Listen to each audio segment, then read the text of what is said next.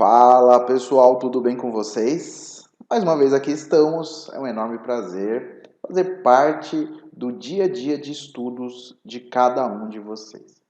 Então aqui, para quem não me conhece, eu vou me apresentar formalmente, mas agradeço cada um de vocês por estarem no Vencendo Concursos, estudando, se preparando para a tão sonhada vaga que vocês tanto almejam. Então aqui nós estamos para auxiliá-los nessa etapa que a gente sabe que não é fácil, é uma etapa que exige muita dedicação, muitos esforços, muitos treinos, e vocês aqui disponibilizam o tempo de vocês para, junto conosco, colocarmos aí essa missão na ponta da agulha para que ela dê tudo certo, tá bom?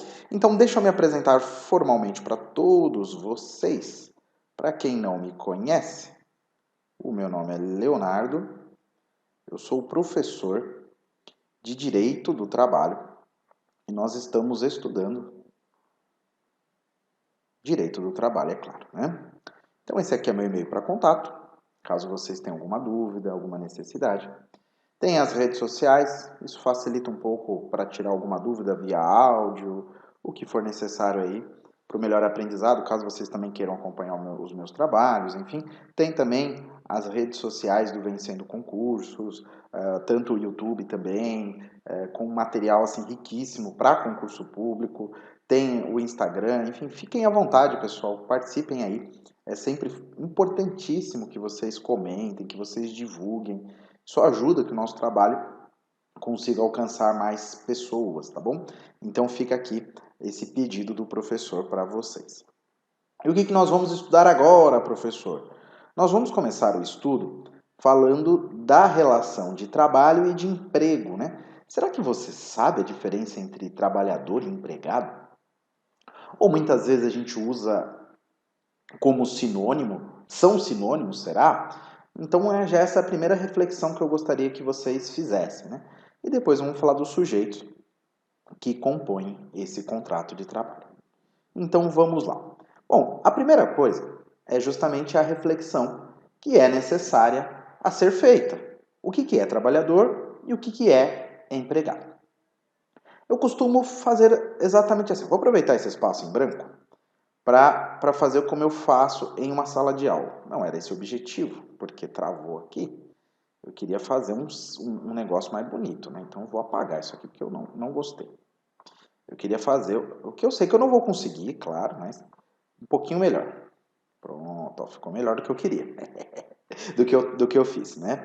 Então isso daqui é um conjunto que representa os trabalhadores. Ó, eu vou colocar o T de trabalhador, tá, pessoal? Que também não vou abusar aqui da minha letra, né? Vai que, né? E aqui eu vou colocando, ó. Quem que é esse cara aqui? Ah, esse cara aqui é o avulso. Quem que é esse cara aqui? Ah, esse cara aqui é o autônomo. Depois eu vou explicar cada um deles para vocês, né? Quem que é esse cara aqui, professor? É esse cara aqui, ó. Aqui, ó. É o estagiário. Quem que é esse cara aqui, professor? Ah, esse daqui, ele é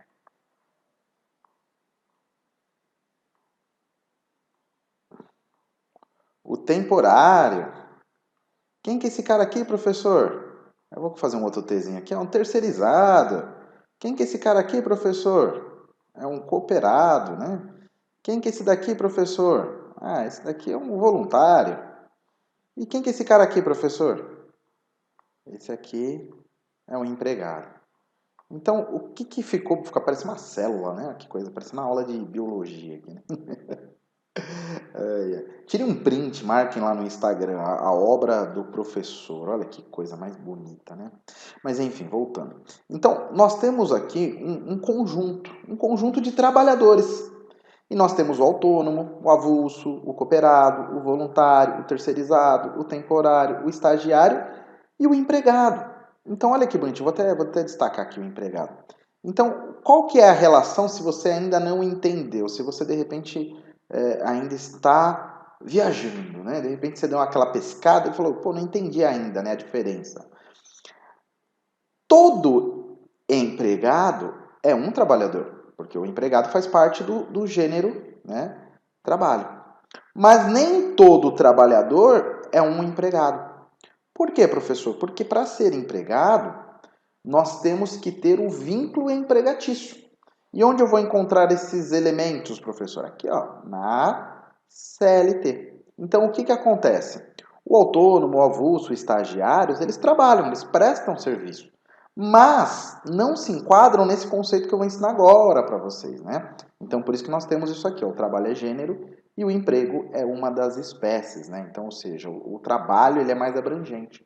E aí o emprego ele é uma situação um pouco mais restrita, né? Então, a CLT, então, ela cuida de quem? Dos empregados, né? Então, é bem importante que vocês conheçam o que torna alguém empregado, registrado, né? Aí, como diz, né, no popular, né? Eu vou ter o registro, né? O pessoal fala assim, o registro, na verdade, né? O vínculo empregatício é justamente porque a pessoa ali naquela condição, ela está de acordo com esses itens que eu vou mostrar aqui. Se ela está de acordo com esses itens aqui, então ela tem que ser registrada com os direitos, né, como assim se fala, mais previstos na CLT. Então quer dizer o quê? Que os outros aqui não têm direitos? Tem, eles têm direitos, mas não de acordo com a CLT. Então tem uma lei que trata do cooperado, tem situações, tem uma lei específica do estagiário, tem lei que fala do terceirizado, né? Então, enfim, tem leis próprias que cuidam desses assuntos. Agora, o empregado é a CLT, tá bom? Então vamos lá, continuando. Agora, qual que é o primeiro requisito? É ser pessoa física. Então, por isso que muitas pessoas falam, eu fui contratado como pessoa jurídica para prestar serviço, eu posso processar a empresa, né? É claro que vocês vão estudar bastante essa parte do processo no direito processual do trabalho, mas a questão é depende, né? Por quê? Primeiro que a gente estudou no módulo passado a questão do princípio da primazia da realidade, né? Então, não dá para ser feita uma análise assim a grosso modo, mas de toda sorte, o que a lei exige é que seja uma pessoa física. Então, uma pessoa jurídica que presta serviço ou para uma pessoa física ou para uma outra pessoa jurídica já não é empregado. Claro que existe o princípio da primazia da realidade, fiquem atentos, mas a gente está fazendo uma análise baseada no que está escrito na lei, né? Pessoalidade, né? O que que seria? Eu vou explicar cada um desses itens, né? E aí fica mais fácil para vocês, né? O que seria pessoalidade? Pessoa física eu não vou explicar, logicamente, né? Pessoa natural, pessoa física, não sendo jurídica. Subordinação, oneroso e não eventual. Então, aqui na sequência, eu vou explicar cada item para vocês como é que funciona. Mas anotem, pessoal, isso aqui é muito importante. O bonequinho aqui não está à toa, ele está trabalhando aqui para nós, né? Ele está segurando essa plaquinha, não é à toa, tá, pessoal? Vamos valorizar será que ele é um empregado ou será que ele é um trabalhador aqui? Depois a gente precisa verificar se ele atende esses requisitos que aqui estão, né? Eu acho que ele não é um empregado, hein, pessoal? Depois vocês me contem aí. No final, se vocês acham que ele é o meu empregado. Eu acho que não, hein? O que vocês acham? Vamos ver no final. Pessoalidade. Quando o empregado não pode ser substituído por terceiros, né? Então a contratação é pessoal. Por exemplo, eu contratei um profissional para pintar o meu escritório, né? O seu João. Falei, seu João, o senhor pode pintar o meu escritório? Ele falou, claro. E aí ele me perguntou, né? Para quando que é para entregar? Né? Eu falei, olha, eu preciso aí pelo menos até o dia 20, né? E aí ele falou, ok, vou fazer dessa forma, né? Ele falou, preciso apenas de 5 dias para terminar a pintura. Eu falei, ótimo, né? E aí no terceiro dia ele me ligou, dizendo que ele não poderia ir na pintura, né? Porque ele tinha lá um outro compromisso. E eu fiquei um pouco preocupado. Eu falei, ó, seu João, mas eu fiquei preocupado porque a gente combinou em 5 dias. E se você vai faltar hoje, quer dizer que isso vai ficar para a semana que vem. Então já não está mais parte dos meus planos, né? Ele falou, não, fica tranquilo, porque o Joaquim vai ao meu lugar, né? Então o que que acontece? Eu falei, quem que é o Joaquim? Ele falou, não, é o rapaz que trabalha comigo. Eu falei, tudo ok. Então, ou seja, eu contratei o serviço, eu não contratei a pessoa especificamente. Então, nesse caso, ele poderia ser substituído. No caso, ele mandou o Joaquim. Então, nesse sentido, não há uma relação de emprego a uma prestação de serviço autônomo, como eu elenquei aqui para vocês, tá bom? O que é a subordinação? A subordinação seria o poder diretivo que tem o empregador, né? Não só no sentido de dar ordens, né? De mandar, né? Mas até uma questão de gestão, né? Por exemplo, eu não tenho uma subordinação nessa questão de pintura. Eu nem sei como é que é feito o trabalho, então eu não chego para ele e falo, ó, primeiro o senhor tem que descascar, depois o senhor tem que passar a massa, aí depois o senhor tem que lixar, aí depois eu quero que o senhor... Não, por mais conhecimento às vezes que eu tenha daquele assunto, eu não crio uma relação. Eu estou contratando o serviço em si. Como ele vai fazer, não me importa, né? Eu quero ver o resultado. Então eu não tenho inclusive com relação ao horário, inclusive com relação a uma série de circunstâncias, né, que a gente vai analisando, né? É claro que às vezes parece que a pessoa é subordinada a outra, né? Mas às vezes só por uma questão de gestão, né? Por exemplo, eu poderia falar para esse pintor, olha, eu preciso que o senhor trabalhe aí das 7 até as 6, né? Aí você fala, ah, professor, então você está mandando, né? Ele é seu subordinado. Não, é porque às vezes é um prédio comercial, às vezes é uma residência, que tem um horário específico para entrar, porque senão não pode, porque, enfim, condomínio, essas coisas. Então, eu determinei um horário, mas até por uma justificativa, né? Porque ele tem que bater ponto, é porque tem metas, mas nada disso. Então, analisar a subordinação na prática não é assim, né? É um pouco mais complexo, mas em tese, a subordinação é porque tem um poder diretivo organizando, fazendo uma gestão do que deve ser feito, né? Oneroso é porque envolve dinheiro, né? E aí você pode falar, professor, mas todo trabalho envolve dinheiro, né? Eu diria que não. Olha só que legal. O meu bonequinho aqui, ó, eu tiraria ele da relação de emprego porque ele está aqui voluntariamente, ó.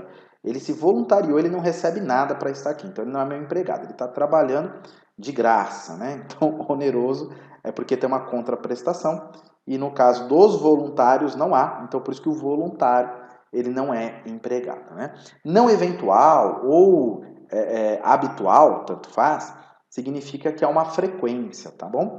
A CLT não determina uma frequência, salvo para os domésticos, né? Que são pelo menos 3 dias na semana, mas há uma habitualidade, há uma frequência, uma constância nessa prestação de serviços, né? Que no caso o pintor, ele fez aquilo em 2, 3 dias e nunca mais voltou lá no escritório, né? Então não há um hábito desse profissional ir ao meu escritório e fazer pinturas permanentes, reparos, né? Então por isso que também não tem eventualidade. Então aqui para vocês memorizarem, né, tem o famoso penso, né, que seria a pessoalidade, não eventual, subordinação e oneroso, né? Então aqui para vocês memorizarem e não se esquecerem desse macete, tá? Aqui eu sempre deixo para vocês refletirem, tudo bem? A respeito do que foi trabalhado para que não fique aí um estudo muito longo. Vocês têm a tecnologia a favor, dê um pause e pensem aí qual que é a diferença entre relação de trabalho e de emprego e quais são os requisitos que nós acabamos de estudar, lembrando aí do penso, né? Isso vai ajudá-los, mas pensem e anotem, tá? Não saiam estudando de uma maneira muito rápida, pessoal. Sei que a gente põe na velocidade 2 e vai aquela coisa. Tem um aluno até que teve uma aula presencial comigo, ele falou, nossa, professor, eu pensei que você falava mais rápido, né? Eu falei, pô, mas acho que eu falo um pouco rápido, né? Claro que eu não falo tão rápido, eu também não sou tão lento. Eu falo, acho que eu falo mais ou menos, né? Ele falou, não, é que eu tô acostumado a assistir sua aula na velocidade 2, né? E aí eu fiquei aqui, a pessoa já fica, todo mundo fica agitado, né? Escuta no WhatsApp, velocidade 2. Escuta no YouTube, velocidade, tudo é velocidade 2, né? Então a gente tá sempre correndo. Mas eu falo, calma, estudar para concurso público tem que dar uma correria, claro, mas dá um time, faz com calma, faz bonitinho, né? Não sai atropelando as coisas, né? Agora, continuando. Quem são os sujeitos do contrato de trabalho, né? Então a gente vai fazer essas divisões que nós temos aqui, empregados, empregadores, os trabalhadores, quais são, e assim vai ficar mais fácil para vocês entenderem. Então nós temos aqui o empregado rural, né? Então o que seria o empregado rural? Toda pessoa física que é em propriedade rural. Então o que diferencia o empregado rural é a propriedade, o local que ele trabalha, né? Porque é uma propriedade rural ou um prédio rústico, né? Então muitas vezes um alambique, um engenho, né? Então aqui há uma atividade propriamente dita da agricultura, da pecuária, né? Envolvendo a pesca, né? Então atividades afins que caracterizem aí essa relação de emprego não urbano e sim rural. Tem diferenças, professor? Tem algumas diferenças, né? O horário noturno do rural é diferente, né? Alguns adicionais, algumas previsões são diferentes. O aspecto previdenciário, né? Que não é da minha matéria, ele acaba tendo alguma modificação, mas tirando esses aspectos, percebam que é bem parecido, né? Então é pessoa física, Aí aqui tem essa situação que é específica, tá? Aí vem que presta serviço de natureza não eventual, aqui é igual, né? Sob dependência, que seria uma subordinação, mediante salário, ou seja, oneroso. Então, percebam que, a grosso modo, as características são bem parecidas, tá bom? Agora, o doméstico. O doméstico ele é um ponto bem bacana para a prova de concurso público, né? Percebam que o legislador usa o termo aquele que presta serviço de natureza contínua, né? Então, para o doméstico, usa-se o termo contínuo, fazendo semelhança ao que se tem ali de não eventual ou habitual, tá? Então, contínuo ele é semelhante ao não eventual ou habitual. O que se tem, logicamente, na lei do doméstico é a questão dos 3 dias. Né? Então, por isso que a gente acaba na prática, se é contínuo, é porque pelo menos 3 dias. Aí o não eventual ou habitual não se tem uma regra específica, mas isso também não é algo que esteja claro na lei, né? É somente uma diferença entre o doméstico e os demais. Né? O restante é o mesmo, mediante remuneração, a pessoa ou família no âmbito residencial. Aqui que é o ponto. Deixa eu destacar. Aí você pega uma caneta. Vou pegar o meu marca-texto aqui, ó. Aqui, ó. O foco do doméstico, pessoal, é o âmbito, né? Que é residencial. Então, se você tem uma contratação de um doméstico e ali é um escritório, então ali naquele sentido ele já não é mais doméstico, né? Então, o foco do doméstico é um domicílio, né? O âmbito doméstico é uma residência, então não pode ser um comércio. Ah, mas eu tenho um comércio e eu tenho uma doméstica. É que eu faço da minha casa um comércio. Mas aí a gente tem que fazer uma avaliação mais apurada. Essa doméstica, ela tá, por exemplo, vamos imaginar, eu vendo trufas, né? E aí eu tenho uma empregada doméstica em casa. Pode? Depende, né? Tem que analisar. O direito é muito complexo, né? Mas vamos lá. Ela faz o quê? Não, ela arruma a casa. Quem mais? Ela lava a louça. Quem mais? Ela passa roupa. Quem mais? Aí a gente começa a fazer umas avaliações, né? Então a gente começa a chegar em que ponto? Ela limpa a casa, mas ela limpa o local onde você vende trufas? Não limpa. Ela lava a louça e ela lava a louça pós confecção dos chocolates e tudo mais? Aí, se sim, ela começa o quê? Ela começa a desenvolver uma atividade, porque aqui é o que a lei fala, sem fins lucrativos. E se essa doméstica ela está começando a se meter, né, numa atividade que é lucrativa nas suas relações, né, então ela deixa de ser doméstica e passa a ter um outro enquadramento trabalhista. Então isso é muito importante, né? Cuidado, porque doméstico trabalha em casa e em atividade, né? Porque tem gente que fala, professor, mas ela não recebe? Sim, mas a atividade que ela está exercendo dentro daquela casa não visa lucro, né? Então aquela residência não visa lucro, né? Em atividades sem fins lucrativos. Então se ali dentro daquela casa tem um comércio, tem uma prestação de serviço e ela atua ajudando nessa relação, então, portanto, deixa de ser um trabalho doméstico, tá bom? Aí que eu dei alguns exemplos, né? Governanta, jardineiro, motorista, caseiro, a própria doméstica, né? A pessoa que faz a limpeza e outros. Tem o empregado público, né? Não confundir com o servidor público, né? O servidor ele tem estatuto, e nós temos diversos estatutos, né? No caso, o Estatuto do Servidor Público Federal, 8.112, tem o Estatuto do Servidor Público dos Estados, dos municípios, mas o empregado público, ele é regido pela CLT, né? Principalmente aqueles que trabalham nas sociedades de economia mista e as empresas públicas, né? Então, eles também são empregados, regidos pela CLT, mas com a condição de empregados públicos, tá bom? Aqui nós temos a condição do aprendiz, e eu peço para vocês terem muita atenção com relação ao aprendiz. Porque justamente há uma grande confusão entre aprendiz e estagiário. Então, qual que é a primeira distinção, professor? A primeira distinção é: aprendiz é empregado e o estagiário não é empregado. Essa é a primeira coisa que você tem que saber. O aprendiz, ele é regido pela CLT. A CLT vai dar as suas diretrizes, né? Tem previsão constitucional, tudo mais. Tem a CLT que vai dispor a respeito disso, tem lei específica, mas o aprendiz é empregado. O estagiário é regido por uma lei própria. Então, no caso do estagiário, ele já diferencia por conta disso, tá? Percebam a idade, isso aqui também já é diferente, tá? Então, a pessoa já quer saber tudo. Eu falo porque às vezes eu estou dando aula, o aluno já quer saber de cara, assim, né? Me dê uma diferença que eu já saiba tudo, né? Calma, a gente constrói uma ideia, né? Aqui, ó, o aprendiz, ele pode começar a partir dos 14, né? O estagiário não. O estagiário somente a partir dos 16, né?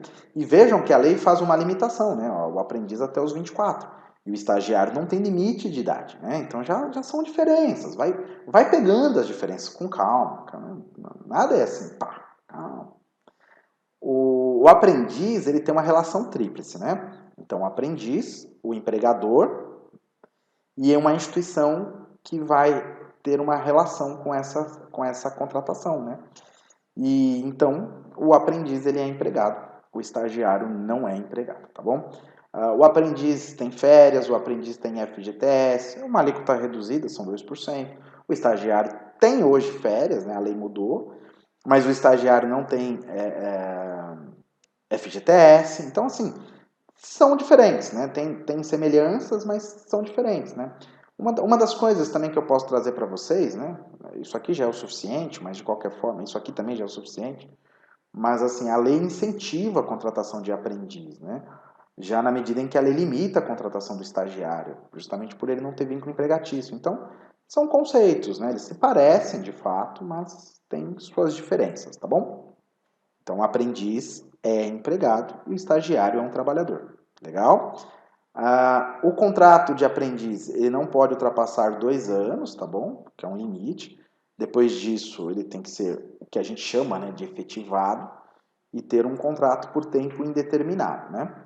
Exceto, isso aqui é bom para a prova, quando se tratar de um aprendiz portador de deficiência, né? No caso, aí não tem limite tanto da idade, né, quanto também do tempo de contrato, tá bom? Então vamos lá. Uma coisa que é importante, quando a gente está avaliando a questão do vínculo empregatício, não tem relevância tanto pela CLT quanto pela prática, tá? Primeira coisa, o vínculo de emprego, né? Então não tem relevância para a formação do vínculo de emprego. O local, ou seja, onde o sujeito trabalha, porque é home office, o sujeito trabalha na rua, o sujeito... Não, o local tanto faz, se é na rua, se é home office, se é dentro da empresa, o local não muda para fins do vínculo, tá, pessoal? Porque, mas então se a pessoa trabalha na rua não tem subordinação, se a pessoa trabalha em casa não tem subordinação. Tá aí o home office para mostrar para vocês que se o empregador quiser manter a subordinação, seja remoto ou seja presencial, dá para ser feito, então o local não muda, né? E nem a exclusividade, porque muitas vezes o empregador fala, você não é exclusivo meu, você pode trabalhar em outros lugares, ao ponto que você não é meu empregado, né? Você não tá, uma coisa não tem nada a ver com a outra. Então, eu, por exemplo, sou professor, posso trabalhar em 2, 3 escolas, não tem problema nenhum. Não há uma exclusividade, mas a lei não fala, né? Não precisa ser exclusivo para ter vínculo empregatício, tá? Então, isso aqui não é levado em consideração, tudo bem? Agora, quem que é o do outro lado, né? Quem está na condição de contratar? Quem que é o empregador? O empregador é uma empresa, pode ser pessoa física também, tá? Sendo empresa, pode ser ela individual, coletiva, pode ser um grupo. Então, assim, é uma relação muito ampla, né? Aqui é legal para a prova, né? Isso aqui já é uma definição importante, ó. Que assume os riscos da atividade econômica. Então, assim, o empregador, ele assume o risco do negócio. Então, por exemplo, se você é um empregado e o cliente não paga, quem tem que cobrar é o empregador, não cabe ao empregado, só vai receber se o cliente pagar, né? Então aí você já está sendo um autônomo, você já está assumindo o risco do negócio, é uma outra relação. Mas se você visualiza um débito de um cliente e o empregador tendo que cobrar, porque de fato é assim que funciona. Vai ter alta do dólar, vai ter baixa do dólar, mudou a tributação.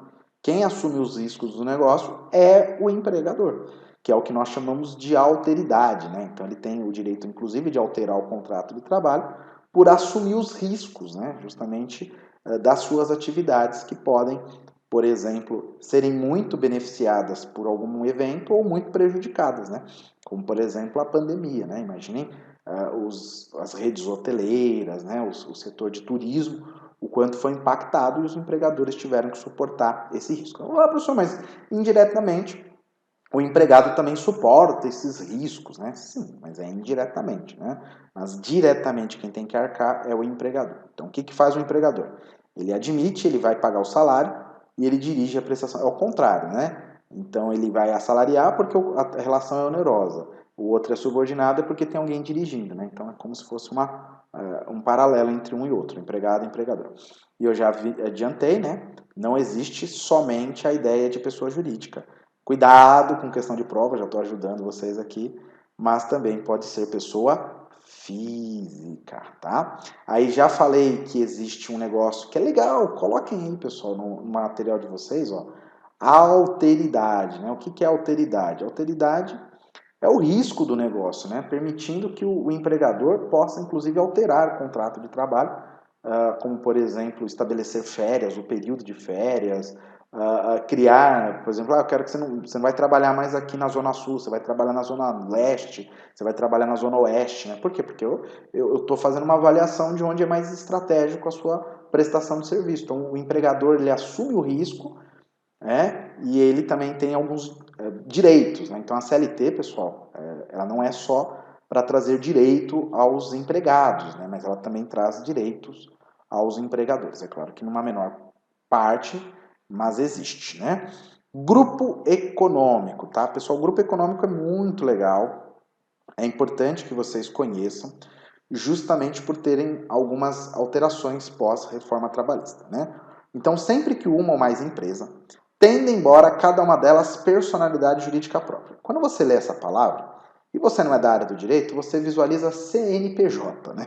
Como se fosse assim, são duas, três empresas do mesmo grupo, mas cada qual tem sua personalidade própria, ou seja, CNPJ, razão social, né? Às vezes até um objeto diferente. Ah, eu tenho uma empresa que fabrica, sei lá, papelão, né? Só que eu também tenho uma distribuidora e eu tenho lá uma manutenção de máquinas, né? Então, eu tenho três atividades, né? Só que aí, por atenderem clientes diferentes, eu tenho três CNPJs diferentes, ok. Mas muitas vezes, né?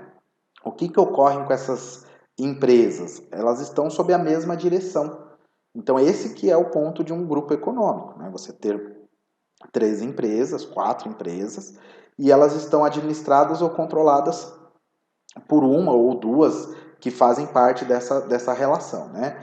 Mesmo que, né, elas possuam autonomia, né, no caso, mesmo que guardando cada um com a sua autonomia, ou seja, cada um tem sua atividade, cada um tem sua receita, elas integram um grupo econômico e serão responsáveis solidariamente pelas obrigações decorrentes da relação de emprego. Ou seja, às vezes eu tenho essas três atividades que eu mencionei, e aí eu emprego um trabalhador em uma delas, né? Então eu tenho a transportadora, eu tenho a fábrica de papelão e eu tenho ali uma prestadora de serviço de manutenção de máquinas industriais, né? E eu sou o dono, né? Entre aspas, né?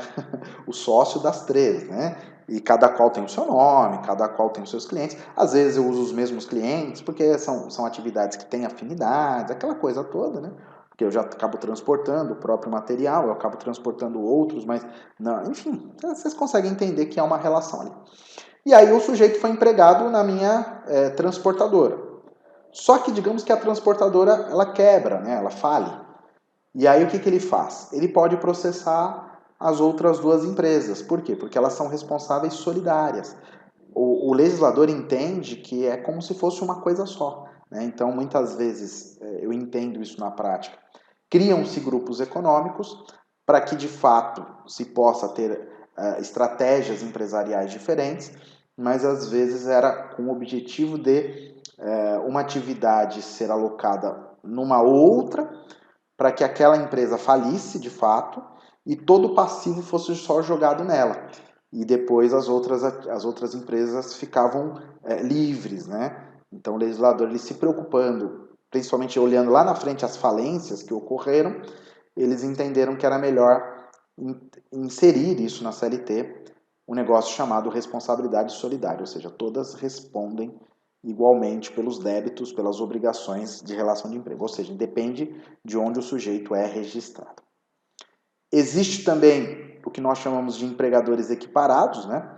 Que é o que diz aqui a CLT. Equiparam-se ao empregador, para efeitos da relação de emprego, os profissionais liberais, as instituições de beneficência, as associações recreativas ou qualquer outra instituição sem fins lucrativos, que admitirem trabalhadores como empregados, né? Então, ou seja, o que vale não é a classificação e sim ou atividade, mas sim essa relação que foi mostrada anteriormente, né? Que admite, assalariia e dirige as relações. Quem que é o empregador rural, né? O empregador rural é pessoa física ou jurídica, sendo proprietário ou não. Você vai falar, mas não é trabalhar numa propriedade, professor? Sim, mas ele pode ser o arrendatário, né? Ele alugou aquele terreno, aquele imóvel e ele não deixa de ser o empregador rural, né? Então, não se discute posse e propriedade nesse quesito, né? Não importa, né? O que importa é que ele explore uma atividade agroeconômica em caráter permanente ou temporário. Por que, professor, temporário? Porque muitas vezes o plantio é sazonal, né? Às vezes ele está voltado para uma safra, né? Então, naquela safra, ele empenhou mão de obra, ele arrendou uma terra, mas ele não deixa de ser empregador, né? Então, ele tem que registrar, pagar os direitos, tudo conforme determina a CLT. Diretamente ou através de seus prepostos ou com auxílios de empregados, né? Ou seja, pode ser ele comandando a atividade ou por meio de gerentes, gestores, né? Como queiram chamar. Aqui são alguns exemplos, né? Então, agricultura, pesca, pecuária e outros, né? E o empregador doméstico? O empregador doméstico é uma pessoa física ou uma família, né? Olha que legal, aqui a lei ela usa o termo família, porque às vezes a pessoa trabalha para uma pessoa ou às vezes não no próprio âmbito familiar. Quem que é o responsável, né? É a família, no caso pelo pagamento, né? Pela adimplência das obrigações contratuais. Então não pode, né, no nosso país, ter contratação de doméstico pessoa jurídica. Destaquem isso aqui, pessoal, isso é muito importante para a prova, né? Então, empregador doméstico é somente aquele que presta serviço para empregado doméstico, né? Ele só presta serviço para pessoa física, né? Então não existe empregador doméstico, pessoa jurídica, tá bom? Aí eu deixo aqui a pergunta para reflexão de vocês, né? O que é alteridade, o que caracteriza um grupo econômico, o que é um empregador doméstico, o que é um empregador rural, né? Pensem nessas situações todas, estabeleçam mapinhas mentais, né? Vão estabelecendo diferenças, né? Então, por exemplo, o empregador doméstico só pode ser pessoa física, a pessoa é família, então você já começa a traçar linhas aí, diferenciando esses estudos. Então eu fico por aqui. Daqui a pouquinho a gente volta para trabalharmos exercícios em cima desse assunto. Mas desde já eu agradeço muito vocês o empenho. Eu sei que vocês estão gostando desse curso, mas eu peço que vocês comentem, que vocês avaliem a qualidade da aula, a qualidade do nosso curso. Compartilhem com os amigos de vocês, informem para a galera. Fala, galera, vem estudar aqui no Vencendo Concurso, porque o negócio aqui é bom, os professores são empenhados, a estrutura é bacana, a galera quer ajudar mesmo, então já compartilhe com seus amigos, divulgue aí que isso vai ser bom para todo mundo. Um grande abraço, vejo vocês na próxima. Olá, seja muito bem-vindo aqui ao Vencendo Concursos. Você acaba de assistir uma aula, uma parte das muitas aulas que nós temos nos cursos preparatórios aqui no Vencendo Concursos, mais propriamente dito, no curso preparatório do TRT da Terceira Região. Pode ter assistido aí para técnico ou analista. De qualquer forma, eu quero apresentar para você o nosso curso preparatório online. Se você chegou até aqui é porque você gostou da aula, não é verdade? Então fica mais um pouquinho para escutar, saber aí o que nós temos para te oferecer nesse curso preparatório. Seja para técnico, seja para analista, ok? Bom, em primeiro lugar, você terá acesso ao curso imediato. Uma das grandes vantagens é fazer a matrícula e já receber no seu e-mail os dados de acesso ao curso, tá? Você também terá acesso ilimitado, ou seja, você poderá assistir às aulas quantas vezes você quiser e o seu acesso será pelo prazo de 1 ano. Olha que bacana, galera, 1 ano.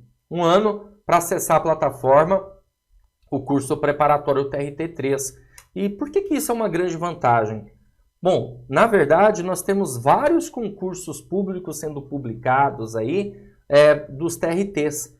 TRT do Rio Grande do Sul tivemos há poucos instantes, TRT do Maranhão, na verdade, TRT de Minas agora, ou seja, é o ano dos TRTs, muitos outros virão.